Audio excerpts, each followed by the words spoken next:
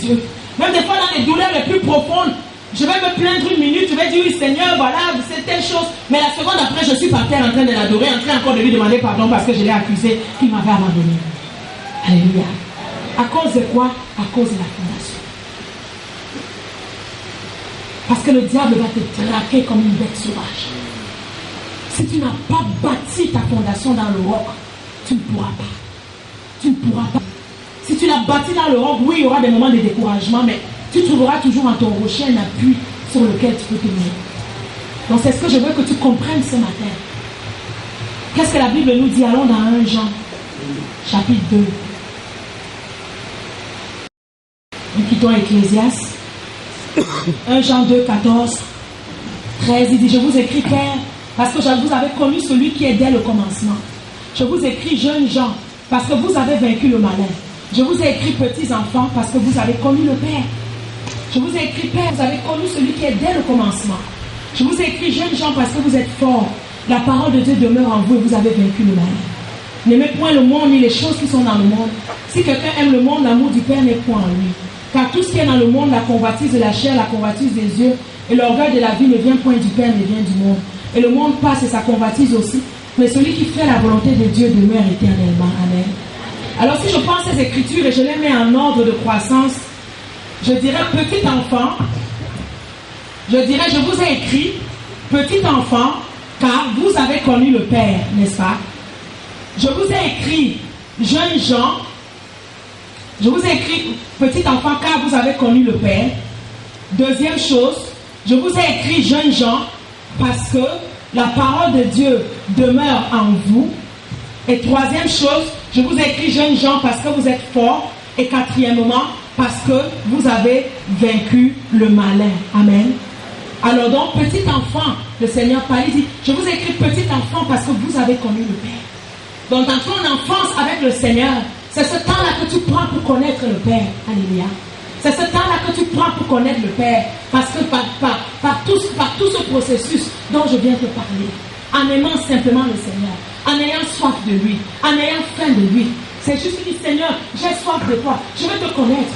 Je veux que tu t'approches de moi, Seigneur. Je veux que tu sois vivant dans ma vie. J'ai soif, j'ai faim de toi, viens.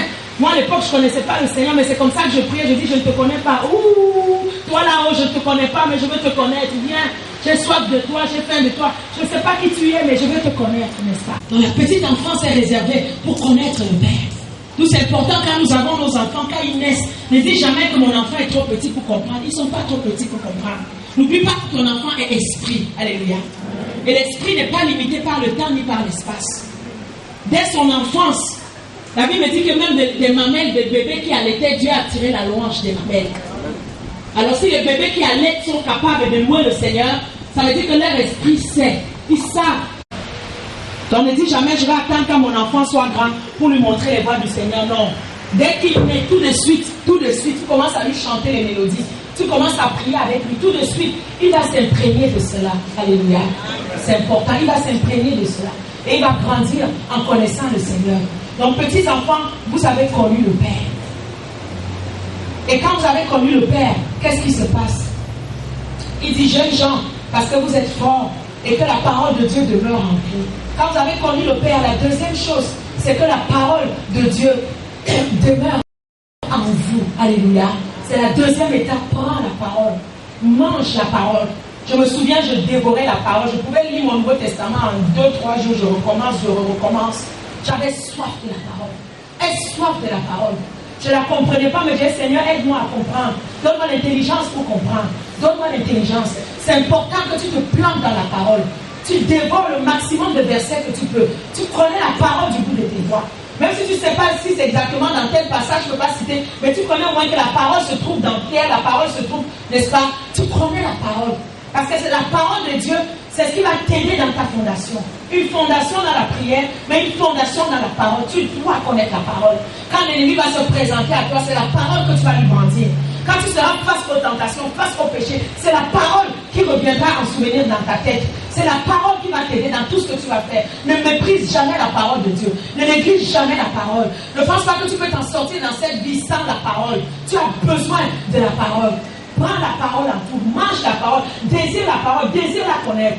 si c'est vraiment ton désir, le Saint-Esprit va t'aider.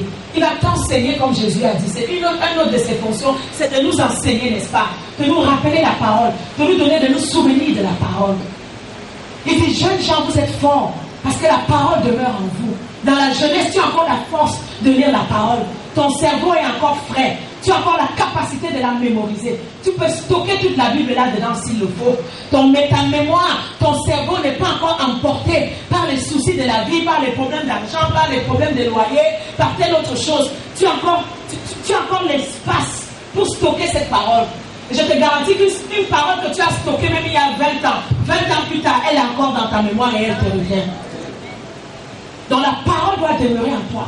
Ce n'est pas dans ta vieillesse que tu vas prendre plaisir. Dans l'Ecclésiaste, il a dit avant que les jours mauvais ne viennent et que tu ne prennes plus plaisir en Dieu.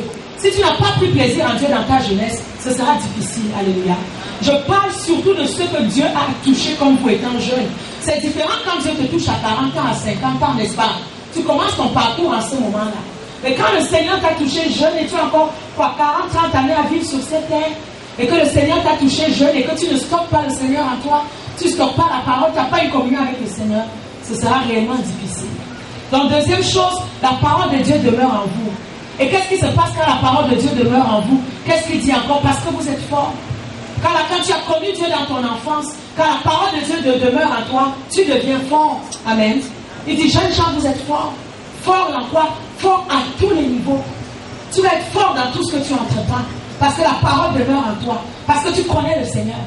Même dans ta jeunesse, le diable ne peut pas te mentir. Tu es capable de discerner. Alléluia. Tu es capable.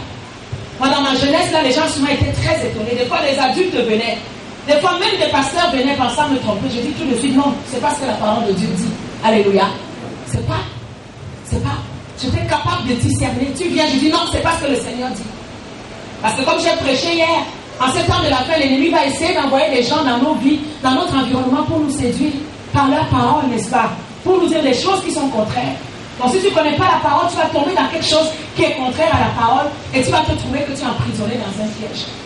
Donc quand tu fais ces choses-là, tu deviens fort.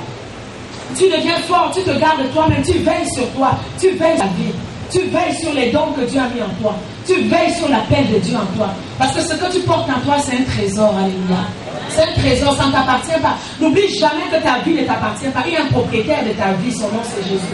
Ta vie, ce n'est pas ta vie. Si tu vis, ce n'est pas toi. C'est lui, il est le propriétaire de ta vie. N'est-ce pas? Et ensuite, quand vous êtes fort, qu'est-ce qui se passe? Il dit, jeunes gens, je vous ai écrit parce que vous avez vaincu le malin, n'est-ce pas? Le livre de mon fils, j'ai amené une de ces vieilles Bibles avec moi. J'aime beaucoup sa version, c'est une Bible pour enfants. Je ne sais pas c'est quelle traduction. Ah, parole de vie. Amen.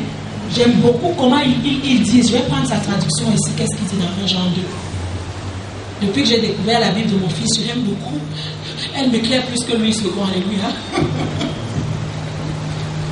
Elle est très terre à terre, elle est très littéraire.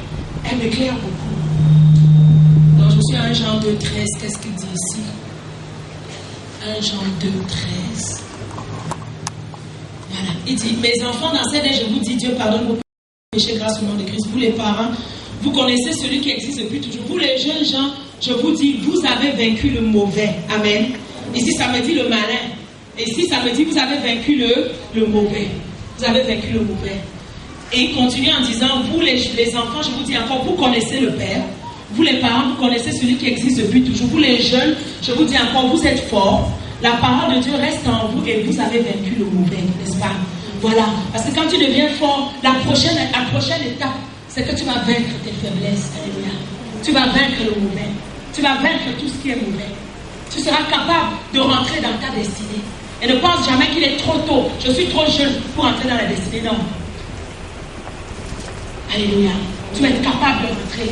Dans la première étape, bâtis ta fondation dans le Seigneur. Apprends à connaître le Seigneur. Tu es jeune, tu es encore fort. Ne gaspille pas les forces de ta jeunesse dans le péché. Ne gaspille pas les forces de ta jeunesse dans l'impudicité. Ne gaspille pas les forces de ta jeunesse dans les choses sales. Ne gaspille pas parce que ces choses vont prendre tout ce que tu as. Ces choses vont prendre tes énergies. Ces choses vont prendre ta force. Amen. Prends ta jeunesse, prends ta force et commence à les investir pour le Seigneur. Et commence à les investir bâtir une fondation pour le Seigneur. Amen. C'est ce que David avait dit à Salomon. Connais le Dieu qu'on connaît. Serve d'un cœur debout, n'est-ce pas? Serve d'un cœur debout. Apprends à le connaître. Et cette base va te donner une bonne base pour le restant de ta vie. Tout ce qui va se passer, peu importe les épreuves que tu connaîtras plus loin dans ta vie, quand tu as appris à connaître le Seigneur, je t'assure que tu deviens fort. Alléluia. Tu es capable de passer au travers des ouragans. Tu es capable de passer au travers des choses difficiles. Même que des fois, les personnes adultes ne pourront pas passer. Mais parce que tu as appris à connaître ce Seigneur, tu es capable de persévérer. Peu importe ce qui arrive, tu es capable de tenir ferme.